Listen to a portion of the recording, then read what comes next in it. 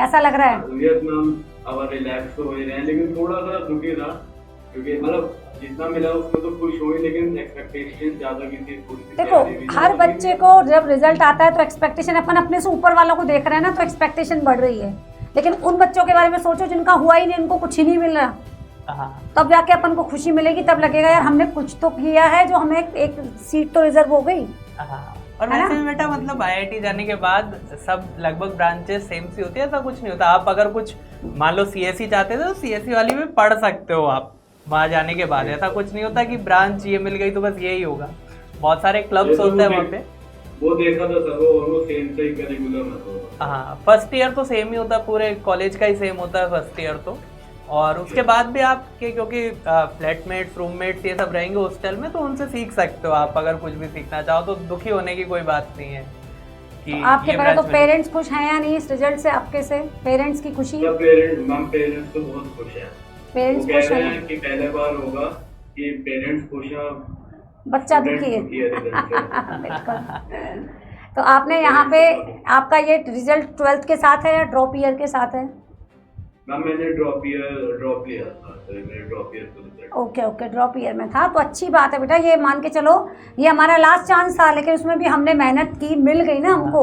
हम और बच्चों के कंपैरिजन में एक सीट रिजर्व करके बैठे हुए हैं, तो इसलिए एंजॉय करो, खुश होके इसको कॉलेज की लाइफ ज्वाइन करनी है अब। हाँ, क्योंकि ये जो पीरियड होता है ये सबसे बेस्ट पीरियड होता है। फिर कॉलेज में जाके वापस से पढ़ाई शुरू हो जाएगी, तो अभी ये 1-1.5 महीने का जो पीरियड होता है ये दी बेस्ट होता है। कोई टेंशन नहीं, इसमें एंजॉय करो, घूमो फिरो। तो लास्ट में आपकी क्या प्लानिंग, क्लास में क्या प्लानिंग रही आपकी इसके, उसके लिए टिप्स वाइज कोई बच्चों को बताना चाहे कि भाई कैसे पढ़ना चाहिए था, क्या आपने स्ट्रेटेजीज फॉलो की लास्ट में एडवांस के सिलेक्शन के लिए? मैम मेरे एडवांस में 121 मार्क्स बने। Okay, very good. और उसमें मैं कहूँगा कि स्टूडेंट्स को सबसे पहले तो केमिस्ट्री में थोड़ा ध्यान देना चाहिए, क्योंकि जो कई बार केमिस्ट्री होती है वो इजी स्कोरिंग होती है। इनऑर्गेनिक और ऑर्गेनिक, फिजिकल शायद इतनी ना हो, लेकिन ऑर्गेनिक इनऑर्गेनिक इजी स्कोरिंग होती है।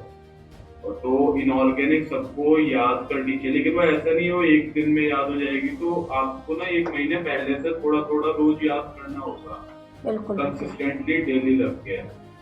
और फिजिक्स में मैं कहूँगा कि सबको पीवाईक्यूज तो एक बार ही कर ही लेने चाहिए, ध्यान से अच्छे से पीवाईक्यूज करके। क्वेश्चन प्रैक्टिस से ही होगा। अगर कोई ये सोचता रहेगा कि थ्योरी क्लियर, उससे नहीं होगा।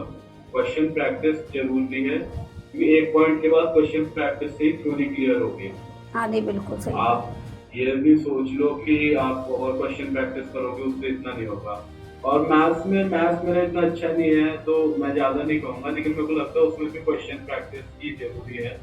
और मैंने जो मैथ्स में तो कुछ इजी स्कोरिंग देख लिए थे, 3D vector, matrix determinant, ABGB type, ये कुछ इजी स्कोरिंग सब्जेक्ट चैप्टर्स होते हैं। तो मेरे को लगता है मैथ्स में सबसे पहले तो इजी वाले ढूंढ के वो कर दो। वो सही बात है, कोई प्लानिंग वाइज। Yes ma'am. हाँ हाँ बिल्कुल। और आपका डिस्ट्रैक्शन के लिए क्या था? आपको लगा आपकी पढ़ाई में सबसे बड़ा डिस्ट्रैक्शन क्या था? मैम डिस्ट्रैक्शन मेरा ये था, जैसे मैंने घर से करा, मैंने कोई कोचिंग मतलब ऑनलाइन कोचिंग ली थी, ऑफलाइन कोचिंग नहीं ली। तो सबसे बड़ा डिस्ट्रैक्शन था ना वो कंसंट्रेशन बनना, कि अगर मैं कर भी रहा हूँ तो 2-3 दिन के बाद फिर वो लगने लगता है कि हो गया, वो और नहीं करना। तो ऑल्दो मेंटर दीपक सर जो है हमारे, उनका काफी मतलब हेल्प रहा मेंटेन करने में। वो पूछते थे क्या करा क्या नहीं करा।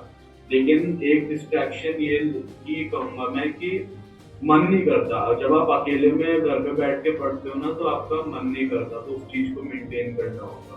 यस बिल्कुल बिल्कुल। अच्छा, और आपको ईसरल के बारे में पता कैसे चला बेटा? आपने तो ड्रॉप ईयर में लिया था, इससे पहले 11th-12th में आपने कोचिंग की थी या सेल्फ स्कूलिंग? नहीं मैम, मैंने कोचिंग करी थी स्कूल के साथ, तो वो दूसरी कोचिंग थी। और ईसरल के बारे में मतलब जैसे रिजल्ट आया और रिजल्ट की पोस्ट आती थी सोशल मीडिया पे, तो वहाँ से पता चला कि अच्छा एक कोचिंग है, और मतलब फिर आगे देखा उसके बारे में, फिर पता चला। 12th में क्या रिजल्ट था? क्या सर? 12th में क्या रिजल्ट था बेटा आपका? सर जेईई मेंस में तो 98.55 परसेंटाइल आई थी मेरी। अच्छा, इस साल और इस साल मैम जनवरी में मेरी 99.14 आई थी और अप्रैल में 99.31 आई थी। अरे वाह, वेरी अच्छा। गुड, बहुत बहुत अच्छा इम्प्रूवमेंट। हाँ, Yes. और 12th के बोर्ड में मेरे 94% मार्क्स थे। अच्छा, इस लास्ट ईयर। Yes. ओके, तो अच्छा इम्प्रूवमेंट किया आपने एक साल आपने में। बहुत अच्छा इम्प्रूवमेंट किया। तो आपको हाँ। ओवरऑल यहाँ पढ़ करके, ईसल में पढ़ के अच्छा लगा, पूरा लगा हाँ आपको? जी, साथ मैम। को कुछ बोलना चाहेंगे? नहीं, आपकी मैम, पूरी बोलना एक साल की तो जर्नी, लगा। एक साल की जर्नी के बारे में कुछ बोलिए, पॉजिटिव या जो भी आपको लगा। मैम बहुत लोनली लेकिन बहुत ही जरूरी जर्नी कहूंगा मैम। जैसे वो कहते हैं ना कि आर्मी में जाने से पहले एक कैंप होता है कि जहाँ सिखाते हैं सारा काम। मैं 11वीं से ड्रॉप ईयर की जर्नी को ऐसे ही कहूंगा कि अब कोचिंग में जा मतलब अब कॉलेज में जाने से पहले मतलब सब सिखाया इस जर्नी ने। और ये ड्रॉप ईयर की जर्नी तो अकेले खुद से बैठ के पढ़ना, जिसमें कोई दोस्त नहीं है साथ में, बिना मतलब किसी की मदद से खुद से पढ़ना सिखाया। तो मैं तो कहूँगा बहुत लोनली रही लेकिन बहुत अच्छी जर्नी रही, जिसमें अच्छा। मतलब बहुत नए लोगों से भी मिला, सर ने बहुत साथ दिया और भाई बहुत अच्छी जर्नी रही। अच्छा लगा आपको? जी मैम।